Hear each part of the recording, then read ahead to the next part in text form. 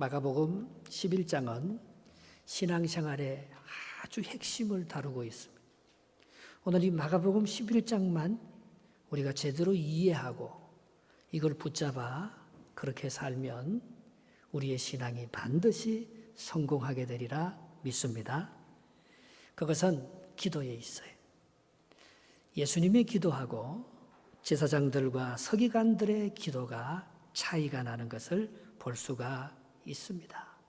오늘 이 말씀을 하는 그 배경은 무화과 나무의 잎이 말란 예수님께서 저주함으로 뿌리채 마른 그 사건과 연결되어 있는 것입니다.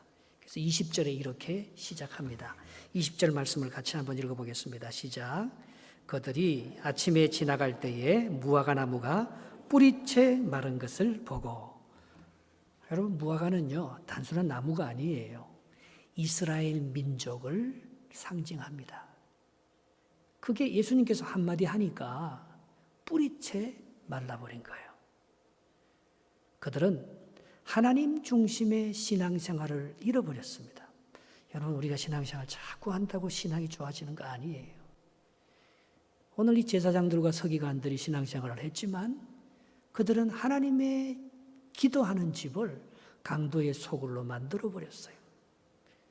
하나님 없는 신앙적 형식주의와 외식과 사람들의 눈치를 보며 행위를 중심으로 하는 신앙생활을 하다가 기도의 본질, 신앙의 본질을 잃어버린 거예요.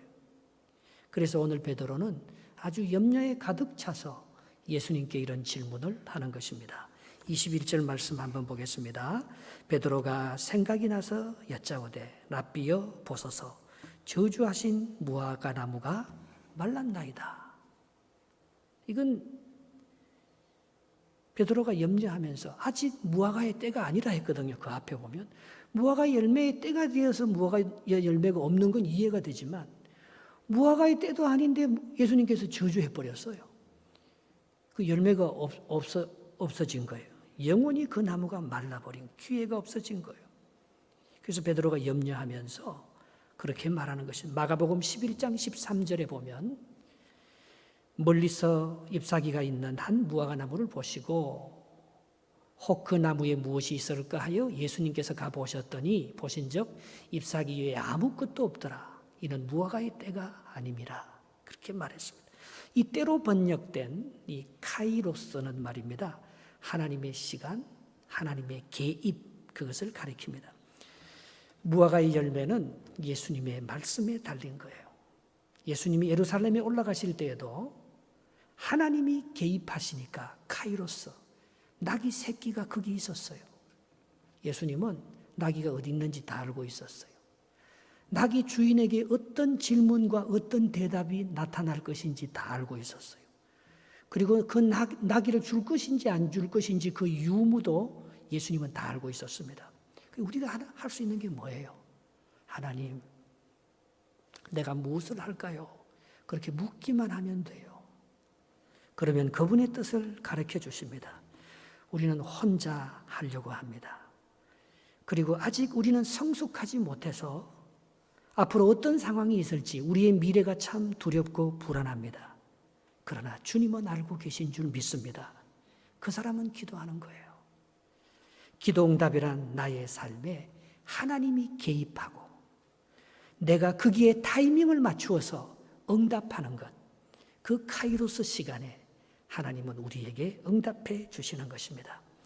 여러분의 기도는 바리새인과 장로들처럼 자기 욕심을 이루는 그런 기도입니까? 그렇지 않으면 하나님의 때를 맞추는, 무화과의 때를 바라볼 수 있는, 예수님의 개입을 기다리는 그런 기도를 드리고 있느냐 말입니다.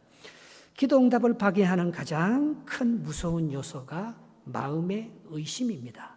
오늘 본문 22절, 23절을 한번 읽어보겠습니다. 22절, 23절을 같이 읽읍시다. 시작. 예수께서 그들에게 대답하여 이르시되 하나님을 믿어라.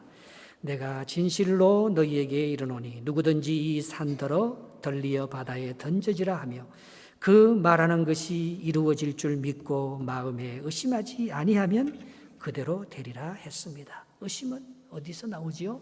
내 경험에서 나오는 거예요. 전에 기도해도 하나님께서 별로 응답 안 해주시던데요. 그러나 확신은, 기도 응답은 하나님과의 긴밀한 교제 속에서 그렇게 나타납니다. 많은 성도들은 허공을 치며 입만무성한 무화과나무 같은 신앙생활을 합니다. 이 의심의 뿌리는 행위를 의지할 때 나오는 염려입니다. 여러분, 내 행위를 의지하면요, 별로 선한 것이 없어요. 제가 여러분들보다 조금 낫습니까? 그러나 내가 나를 봐도 맨날 실망해요. 내 행위는 염려를 낳습니다. 그리고 내 행위를 바라보면 하나님의 능력이 안 보입니다. 이는 우리 삶에 가장 자주 찾아오는 불청객입니다. 이는 미래에 대한 막연한 불안과 두려움으로 나타나는 것입니다. 의심을 정신의학에서는 편집증으로 분류합니다. 헬라어로 파라노이아라고 하는데요. 이는 파라는 비사이드, 옆에. 이 노우스는요, 마음이란 뜻이에요. 근데 마음이 여기 중심에 안 있고 마음이 옆에 가 있는 게 의심이에요. 마음이 내 가운데 딱 이렇게 자리 잡히면 평간과 확신이 딱 드는데요. 마음이 여기 있지 아니하고 내 마음 바깥에 있는 거예요. 마음을 벗어난 상태, 마음의 결함, 그걸 가리켜서 의심이라고 합니다. 제자들은 주님의 부활을 믿을 수가 없었습니다. 그래서 다락방에 숨어 두려워한 것입니다. 그때 예수님께서 찾아오셔서 그들에게 평강을 선포하시면서 하시는 작업이 있습니다. 숨을 내쉬며 가라사대 성령을 받아라, 그렇게 말씀하셨던 것입니다. 의심의 마음이 바깥에 버려져서 결함에 쌓여져 있는 외로운 마음이 성령의 감사함을, 생명의 감사함을 그렇게 받으면 믿음의 확신이 생긴다는 것입니다.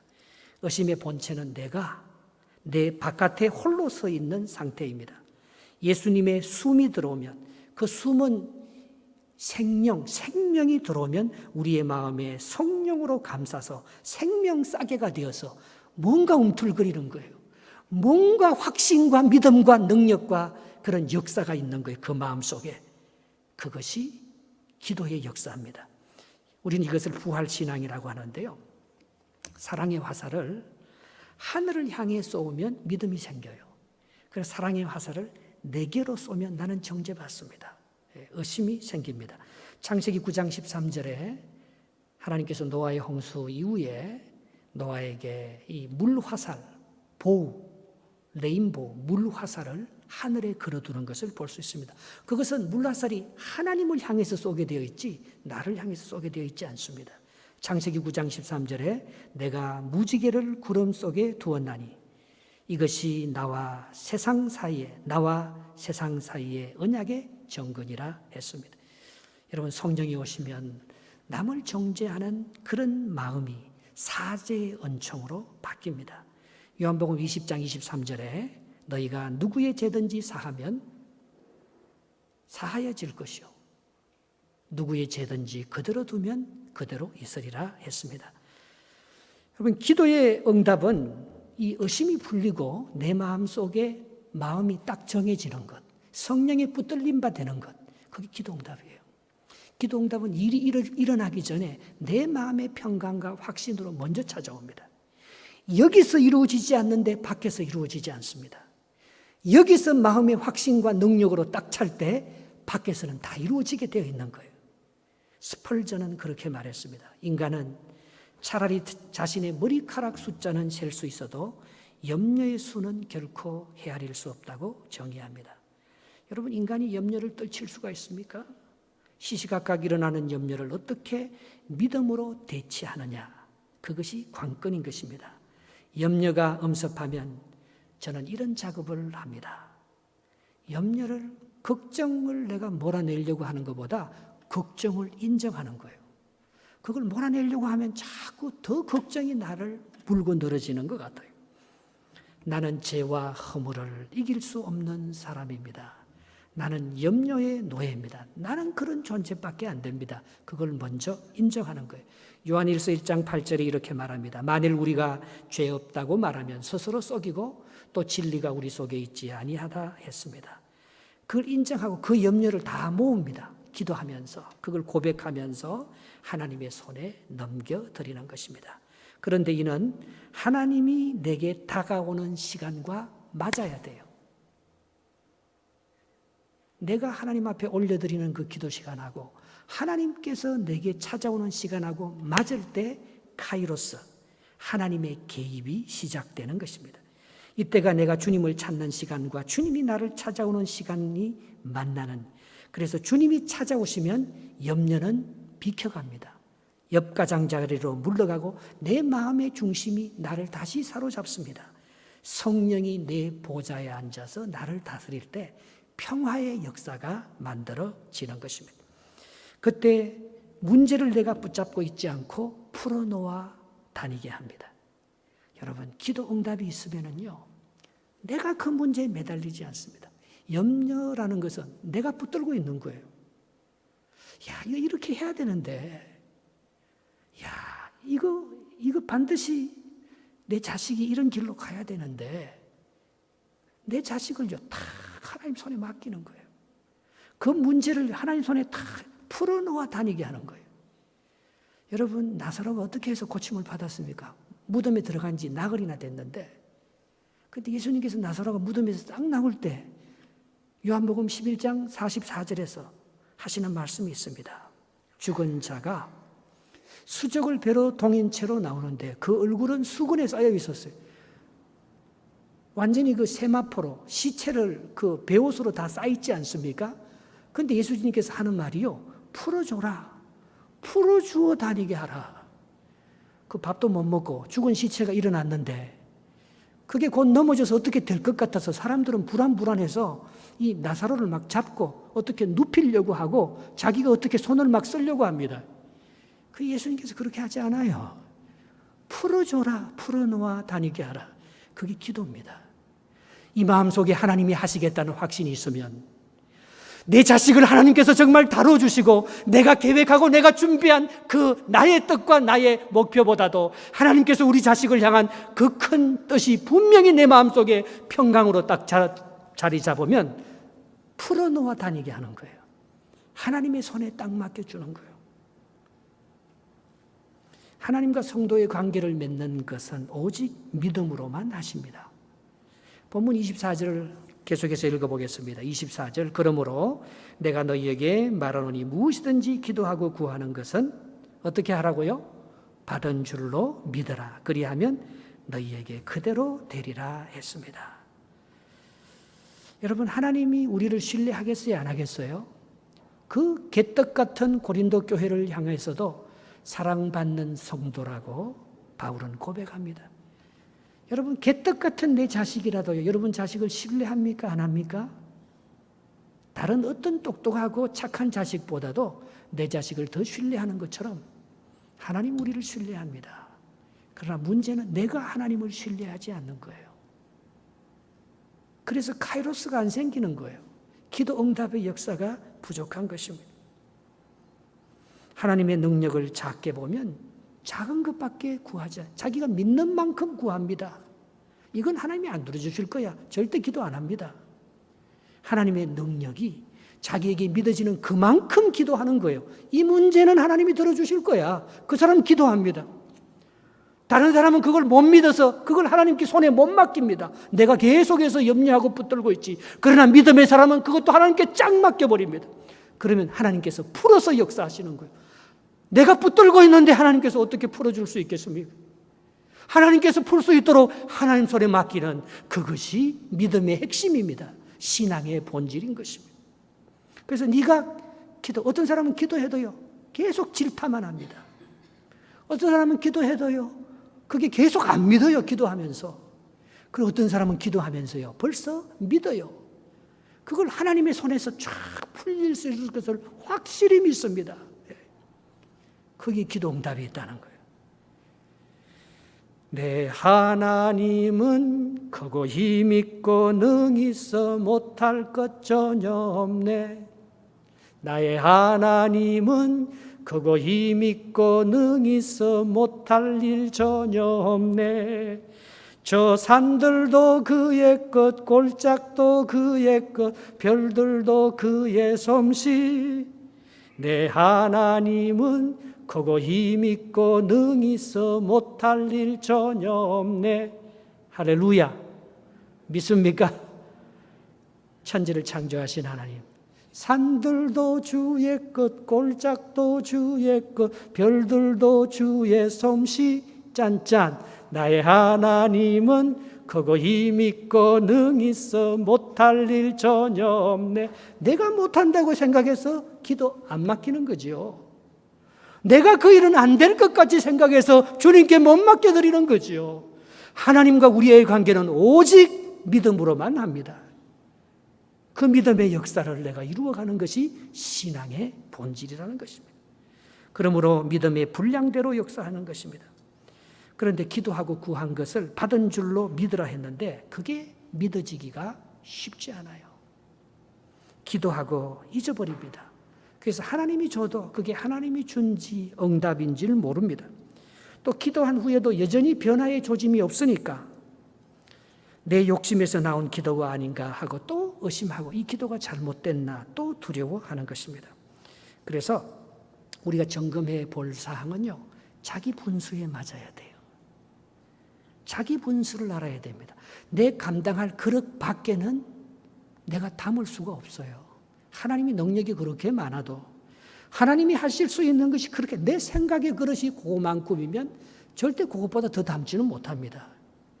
그러나 내 생각의 그릇이 크면은 하나님의 능력이 무한정하게 내게 역사하는 거죠. 그릇에 담을 수 없을 만큼 많이 구하면 담을 수가 없습니다. 그래서 믿음의 분량대로 지혜롭게 생각하라고 로마서 12장 3절에 말씀하고 있는 거예요. 내게 주신 은혜로 말미암아 너희 각 사람에게 말하노니 마땅히 생각할 그 이상의 생각을 품지 말고 오직 하나님께서 각 사람에게 나누어 주신 믿음의 분량대로 지혜롭게 생각하라. 하나님은 크시는데 내가 담을 수 있는 그릇에 그 믿음의 분량을 바라보고 그걸 내가 내 분량만큼 기도하고 담을 수가 있는 것입니다. 그건 무슨 말이냐? 여러분, 기도를 하면서 한 번에 다 소부를 보려고 하면 안 돼요. 기도는 결과가 아닙니다. 기도 응답은 결과로 말하는 게 아니에요. 기도 응답은 과정으로 끊어서 하는 거예요. 그래서 중간중간에 자꾸 담는 거예요. 그래서 내가 할 수 있는 일을 먼저 해놓고 하나님께서 담아주실 것을 기다리는 것입니다. 그래서 내가 해야 될 작업이 먼저 있어요. 그것은 둘 사이에 막힌 담을 허는 것입니다. 25절 말씀을 한번 보겠습니다. 25절 서서 기도할 때에 아무에게나 혐의가 있거든 용서하라. 그리하여야 하늘에 계신 너희 아버지께서도 너희 허물을 사하여 주시리라. 기도를 가로막고 기도는요 교통이거든요. 하나님과의 소통이거든요. 그런데 하나님과의 소통은 하나님과의 관계만 해결해서 문제 해결이 안 됩니다.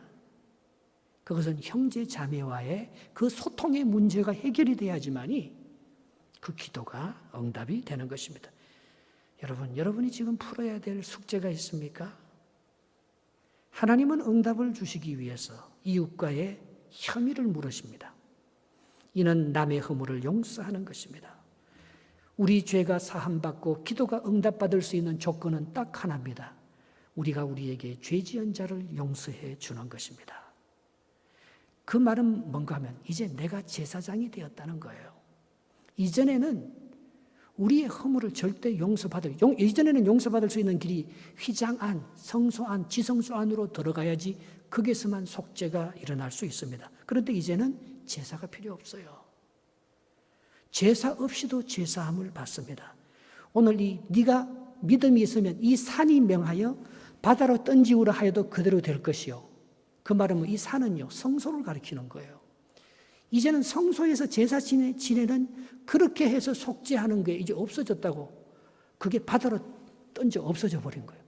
이제는 예수 그리스도의 십자가가 우리가 일일이 우리의 잘못을 가지고 주님의 지성소 앞에 나와서 양을 잡는 것을 대치해 버렸습니다. 내가 제사장이에요, 이제.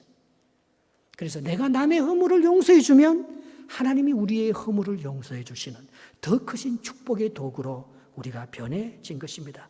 나의 행위가 아닌 예수님을 믿기만 하면 됩니다. 속죄가 희생제사에서 예수님의 십자가로 바뀌었습니다.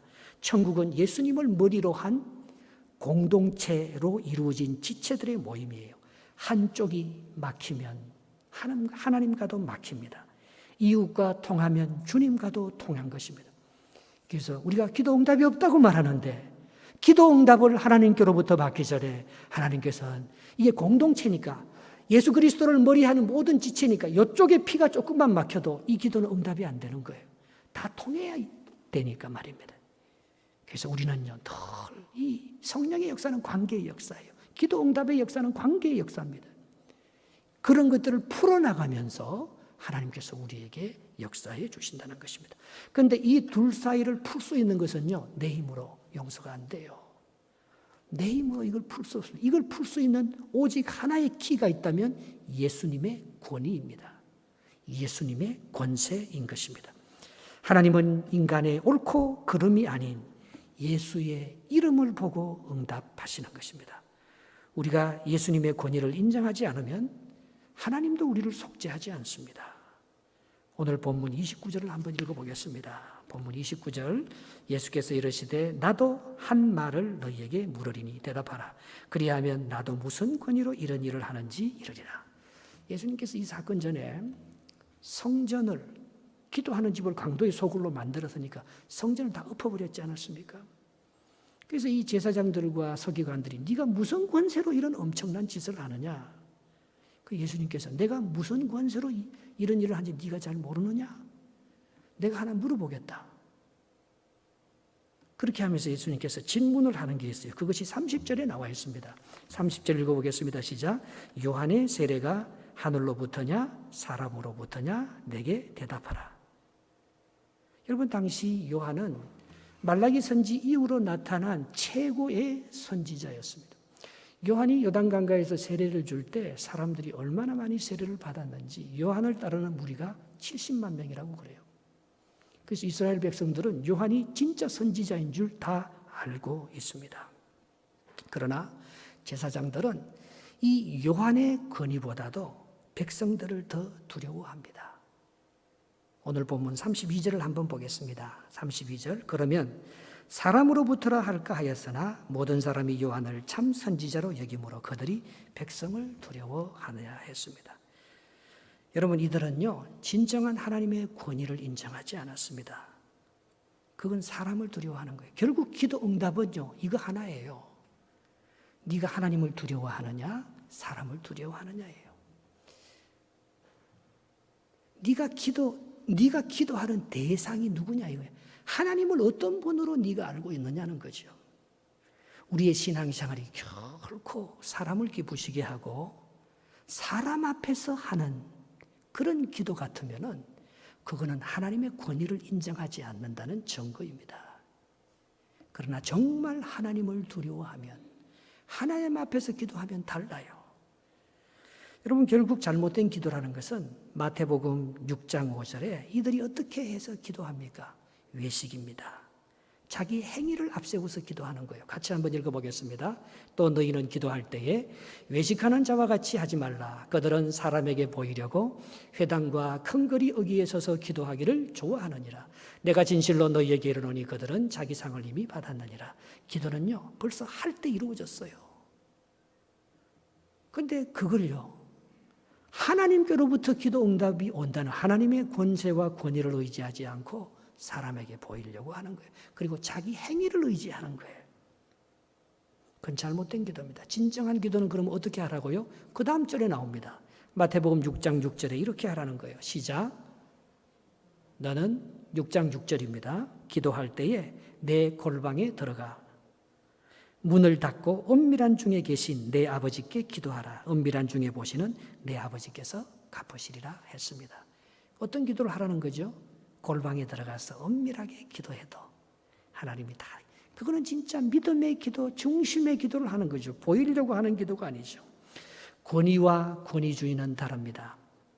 권위는 하늘로부터 내려오는 선물입니다. 그러나 권위 주인은 인간이 만들고 군림하는 땅에서부터 나는 소산입니다.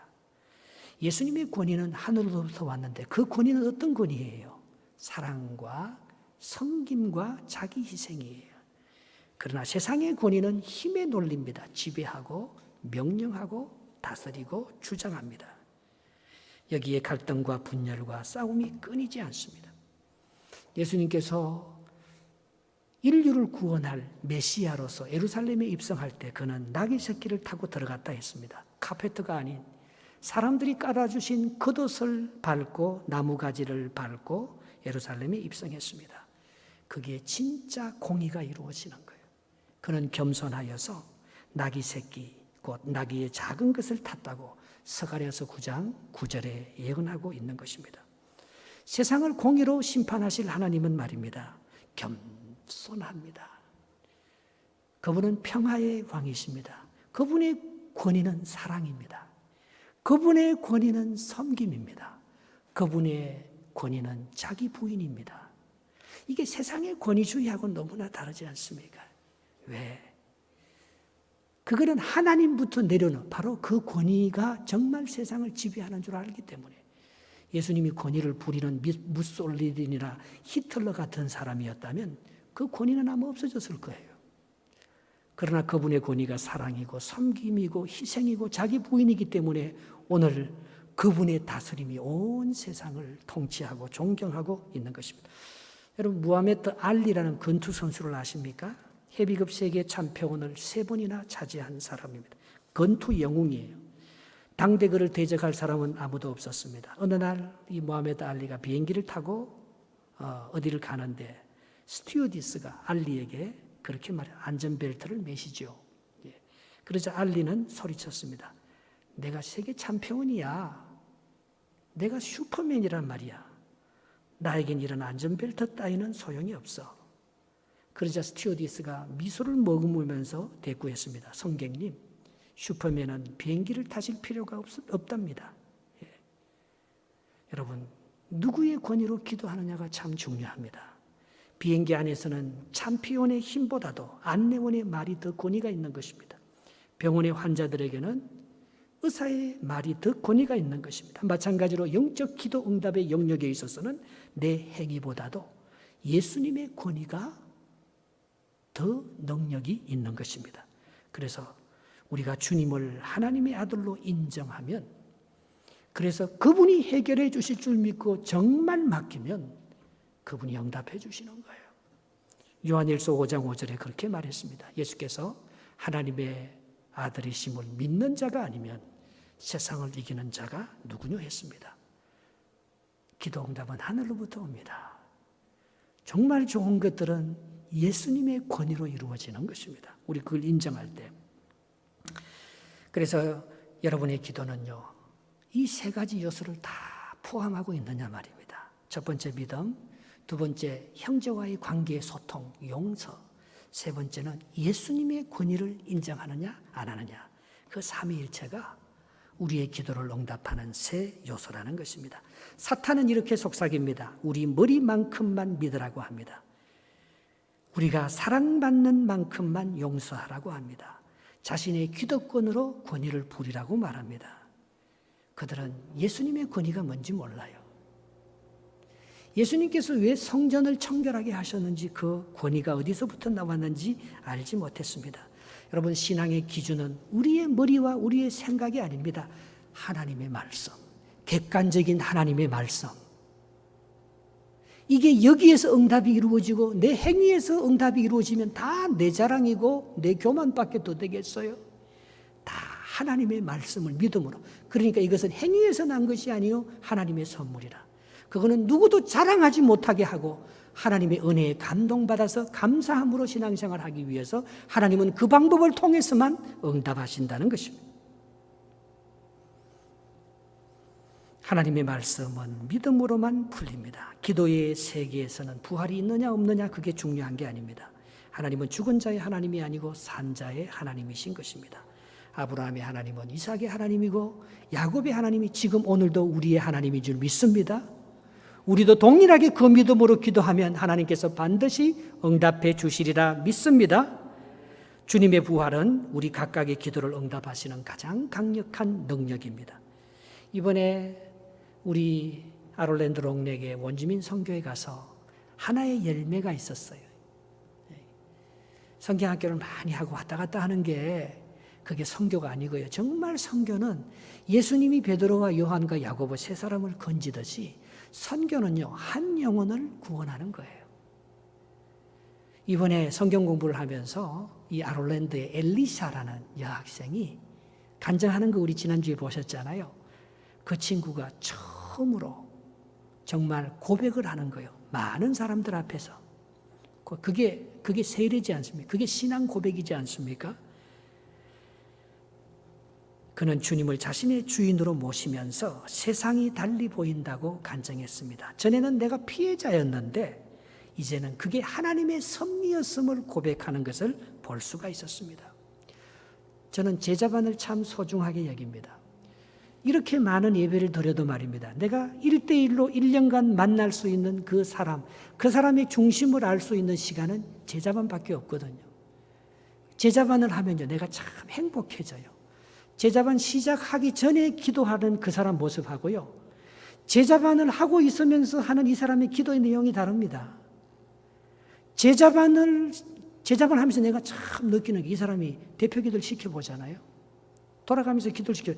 전에는요, 계속 그렇게 안 되는 걸 해달라고 기도합니다. 그것도 자기가 겸손하게 기도하는 게 아니고 다른 사람이 그렇게 안 되니까 교회를 질타하고 상대방을 질타하고 정죄하는 기도를 합니다. 그렇게 하게 해달라고. 자기 욕심의 기도가 참 많죠. 그런데 제자반을 하면서 기도의 내용이 뭘로? 벌써 하나님은 우리의 기도를 응답해 주고 있는 줄 믿습니다. 그래서 하나님 이렇게 해 주셔서 감사합니다. 벌써 하나님의 임재 가운데 기도하고 있는 거예요. 하나님 이렇게 진행되고 있어서 감사합니다.